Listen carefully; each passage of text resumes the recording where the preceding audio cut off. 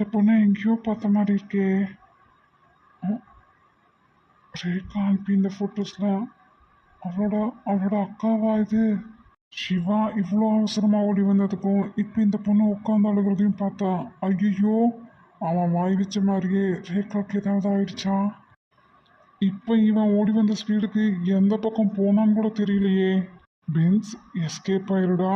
ஈஸ்வரோட ஹாஸ்பிட்டல்ல நீலா கிட்டயோ ஈஸ்வர் கிட்டயோ மாட்டின அவ்வளோதான் நீ.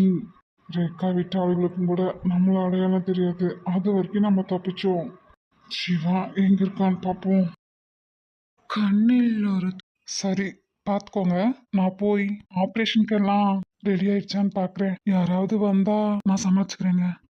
டேய் என்னடா நடக்குதுங்க? சிவா பிளட் இறங்கி முடிச்சதும் சொல்லுங்க, அதுக்கப்புறம் சாப்பாடு கொடுக்க. சரிங்க. டேய் நான் கேட்டுட்டே இருக்கேன்லடா, இப்ப சந்தோஷமா உனக்கு? சந்தோஷமா